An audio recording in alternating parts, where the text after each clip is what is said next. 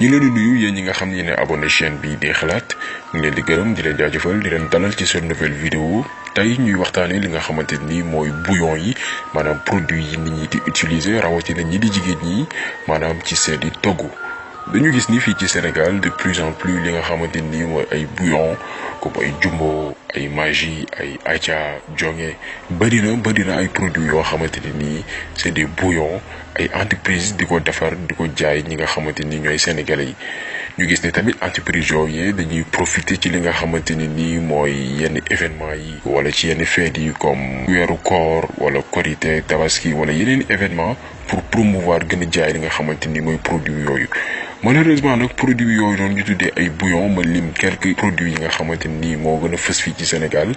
daf ci am ay contenants yu ci nekk ay produits yu ñu ko defaree yoo xamante ne nii dafa dangereux maanaam baaxul ci ñi nga xamante ni ñooy consommateurs yi maanaam mooy jëfandikoo yi dafa am ay danger yoo xamante ne nii day jural nit ki li nga xamante ni mooy ay feebar dem sax ba jural ko li nga xamante ni mooy ñàkk bakkanam ci loolu duñ ci sori dañuy déglu ki nga xamante ni mooy Pathé Mbaye benn expert la en chimie appliquée muy joxe ay explication ci li nga xamante ni mooy bouillon yooyu noonu ma leen cité léegi nay muy jumbo ay Maggi ay Aja ak yeneen i produits yi nit ñi di utiliser lan lañ ko defaree ak yan danger la mën a am ci li nga xamante ni mooy ñi koy utiliser ñu déglu xalaatu ki nga xamante ni mooy expert boobu di Pathé Mbaye. bouillon yi man mooy sama spécialité d'ailleurs ci laa bind sax ci laa def mémoire bouillon yi ak saf-safal yi ak ndox mi maanaam mooy arôme ndox bi laay wax. maanaam li ñuy saf li ñuy wis daal ci ceeb bi. waaw amul bu ci baax.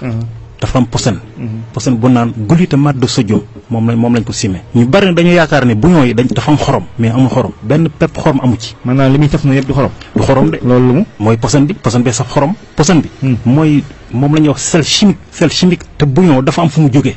ñun Sénégal moomuñu ko. dafa am benn juif bu naan Ehud Koni c'est un israélien ku am xam-xam ci chimie appliquée moo ko inventé woon 1951 ci guerre froide bi guerre froide mooy bu nu xeexee ba wér ngànnaay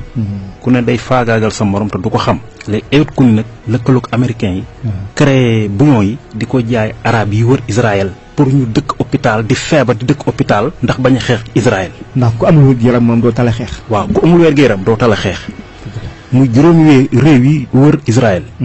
Égypte Jordanie Syrie Liban ak Palestine gis nga jamono yooyu feebar yi sénégalais yi am di ko faj ci hôpitaux yi Moyen-Orient moom lañu amoon di ko faj léegi nag yan feebar lay joxe moom glutamate de sodium poson boobu bon avant may dugg ci loolu dama bëgg a démontrer nan la glutamate de sodium di nan la nekk poson bismillah waaw ndax xam nga ñetti produit chimique moo am moo am produit bi nga xam si acide la ak produit nga xam si base la ak produit nga xam si toxique la yooyu am mais nag ñu ngi koy seete ci pH bi di naan potentiel d'hydrogène waaw foofu lañ koy natte bon nee nañ un produit est acide s'il est inférieur à 5 tout produit bu nga xam si te am na pH am inférieur à 5 rek acide la léegi ñu ni un produit est basique s'il est supérieur ou égal à 5 produit bu nga xam ne si ëpp na 5 wala mu toll ak 5 rek basique la léegi mu des benn ñu ni un produit est toxique s'il est supérieur ou égal à 7 glutamate de sodium bii nag son pH est égal à 7 donc ci toxique la bokk. bon maintenant feebar yi muy joxe xam nga ban feebar la njëkk a jox. tànk yu métti la njëkk a jox. bu la joxee tànk yu métti ba pare daf lay jox maladie bu naan aspartame parce que glutamate de sodium moog drogue benn lañ propriété yi drogue am moom la glutamate de sodium am. la seule différence drogue daf lay dofloo mais glutamate de sodium daf lay naagloo da ngay naax mooy moom la ñuy wax aspartame en chimie da ngay gaaw a fàtte boo dee lekk bouillon da ngay gaaw a fàtte te bu la joxul aspartame moom li naan naax daf lay jox tension des yeux maanaam bët yi lëndëm waaw bët yi lëndëm parce que les yeux sont toujours inondés de sang te loolu moo indi glaucome te mu bari ci réew mi waaw mi ngoog lépp bouillon yi ko fi indi xale ba gis ma nga takki verre ni dafa muy ëpp jeex na lépp bouillon yi la beneen bi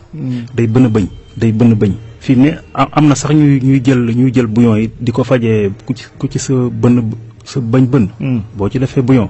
day sedd mu rey bëñ bi da koy rey beneen bi day joxe goitre li naan bolox goitre glutamate de sodium da ko joxe parce que amul iode Sénégal xorom sëpp dañ ko iodé waaw dañ ko iodé pour mu bañ a joxe kii goitre mais glutamate de sodium amul iode moo tax mu joxe goitre beneen maladie bi ci des mooy insuffisance rénale insuffisance rénale moo gën a sonal tey doomu aadama yi te kenn mënu koo faj fu mu la dalee xamal ne genn wàll nit nga.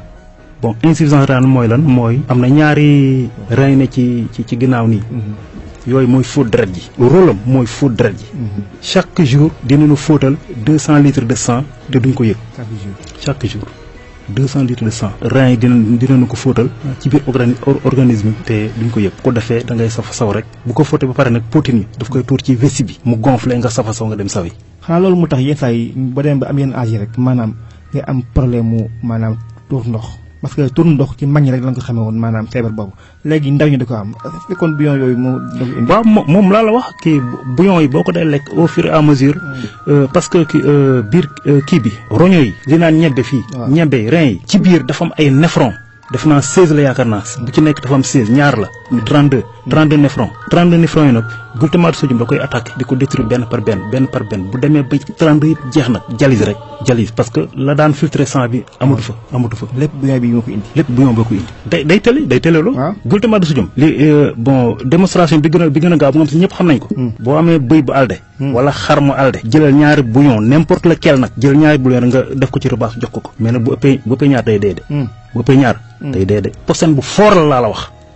xam nga lu ñu war a gaafal. mooy bouillon bi. saf-safal yi ñuy togg. boobu mooy indi musiba mamba gumba. li tax kenn interdire ko. glutamate de sodium bi. industriel yi dañoo nax gouvernement bi. bu ñëwee glutamate de sodium dañ koy nëbb. parce que amul expert ici au Sénégal bu ne ci gouvernement bi di liggéey ci gouvernement bi. chimie appliquée amul Sénégal. je déplore cela amul Sénégal fii génie alimentaire moo fi am ak génie chimie. mais chimie appliquée amul fi. c'est malheureux nag parce que ñoom amuñu ci ay experts. normalement délégation bu jógee assemblée nationale lu toll ni assemblée nationale. nga xam si dañuy contrôler gouvernement. bu ndee dem ci usines yi sur le terrain di xool. war na am benn expert bu ànd ak ñoom. bu paree defar rapport. kon mbokk yi yéen a nga gisandoo xam ngeen ni bouillon yooyu noonu nga xam ni bokk na ci produit yi ñi gën a jaay fii ci Sénégal dafa am ay contenants yu ci nekk am ay éléments yu ci nekk yoo xamante ni baaxul ci ñi koy jëfandikoo. kon dañ ciy profiter pour sensibiliser ñi nga xam ne ñooy population bi maanaam sénégalais yi ñu moytu produit yooyu bàyyi di ko utiliser waxuñu leen ñu wàññi ko mais nañ ko bàyyi une bonne fois parce que produit la yoo xamante ni gis ngeen ko yéen a ko dégloondoo yéen ñëpp moo favoriser li nga xamante ni mooy yenn maladies yi ñuy gis fii ci Sénégal kenn wératul muy mag ñi muy ndaw ñi kenn wératul te dara waralu ko lu bouillon yooyu nga xam ne sénégalais yi ñu ngi koy jël di ko consommer du jour au lendemain suba ak ngoon guddi ak bëccëg. tey produit yooyu la ñuy gis ñu koy promouvoir ci télévision yi chaque jour di ko jaarale ci ay théâtre des séries télévisées ay feuilletons di ko promouvoir di inciter ñi nga xam ne ñooy sénégalais ñu koy jënd alors que am na leneen lu ne ci biir loo xamante ni baaxul ci seen wér-gu-yaram dañuy ñaax ñi nga xam ne ñooy sénégalais yi rawatina jigéen ñi nga xam ne la plupart fii ci Sénégal ñuy dugg waañ di togg ñu xam ni produit yooyu noonu bouillon yooyu noonu ñuy wax baaxul ci santé ñi nga xamante ni ñoo koy jëfandikoo wér-gu-yaram moo ëpp doole lépp balaa nga ko xam nga toll ci tawat war a faju yàlla bu mu tombee que ni yoroo moyens yi nga xamante ni moom ngay fajoo parce que Sénégal toll da foo xamante ni léegi ku fi feebar te amoo xaalis mara deytaali ñaanuñu ko yàlla sa bakkan amaana di nga ko ñàkk donc nañu bàyyi produit yooyu wut yeneen substance yoo xamante ni substance yu naturelle la di ko utiliser pour seeni togg bëri na ay produits yu ñu mën a utiliser yoo xamante ni c'est naturel ñu utiliser ko pour li nga xamante ni mooy togg bi boo jëlee exemple laurier sel iodé baa ngi fii am na ay yeneen produits yu ci bëri yoo xamante ni mun nga ko assimiler ak ay yeneen aliments yoo xamante ni di nga togg bu jaar yoon mais aussi du la amal benn ngaañ du la amal benn danger ci li nga xamante ni mooy sa wér-gu-yaram dañuy ñaax aussi ñi nga xamante ni ñooy autorité étatique yi ñu jël seeni responsabilité parce que ñoom ñoo yor doole aar ñi nga xamante ni ñooy consommateurs yi ñoom ñoo am moyens yi nga xamante ni conserver li nga xam ne mooy santé wu population bi ñoom tey ñooy attribuer li nga xamante ni mooy licence ñi nga xamante ni ñooy entreprise yi may leen ñu exercer seen activité fi nga xam ne mooy Sénégal donc ñoom ñoo war a veiller ci contrôle bi di vérifier produits yi nga xamante ni entreprise yooyu ñu koy utiliser di ko jox Sénégalais ñu koy jëfandikoo di am ay problème mu wér-gu-yaram war nañu recruter ay experts yoo xamante ni dinañ def vers ces entreprises là di xool processus de production bi ñuy def ci produit yooyu laataa ñu koy jël di ko fournir ñi nga xam ne ñooy les Sénégalais les consommateurs donc encore une fois autorités yi ñi nga xam ne ñoom lañ fal ñoom lañ fi teg dañu jël seen responsabilité gën a vigilant ci produit yooyu noonu bépp entreprise bi nga xam ne méngoowul ak li nga xamante ni mooy santé wu ñi nga xam ne ñooy woy jëfandikoo yi ñu tëj la wala ñu sanctionné la une bonne fois parce que santé sénégalais yi moo ëpp doole intérêt ki nga xamante ni mooy benn entreprise. donc vidéo bi tey loolu la woon comme ni ma leen ko doon waxee à chaque fois Xalaat TV dañuy intervenir ci domaine yëpp lu ñu intéressé rek mooy sénégalais yi yeewu comprendre li nga xamante ni mi ngi am ci seen réew te amuñu média amuñu benn support boo xamante ni ñu mën di renseigner wu am ay jàngat yu leer nañi. donc vidéo bi tey loolu woon bu leen fàtte tamit abonné wu partager aussi vidéo bi bu amee vidéo bu ngeen war a gën a mën a partager yaakaar naa ni bii la képp ku partager vidéo bi jàppal ni sauvé nga doomu aadama may nga sa moromu doomu aadama mucc ci yenn nga xam ne ni mooy maladie yi wala li nga xamante ni sax mooy ñàkk bakkanam maanaam jaamu yàlla la partager vidéo bi donc dañuy ñaax ñëpp ñu partager vidéo bi seeni xarit jot ko seeni famille jot ko seen entourage ñëpp ñu leen jege jot ko ngir ñu mën a sauver ay bakkan conserver li nga xamante ni mooy santé sénégalais yi donc tey vidéo bi loolu la woon ñu ngi leen di gërëm di leen jaajëfal di leen jox dig daje beneen yoon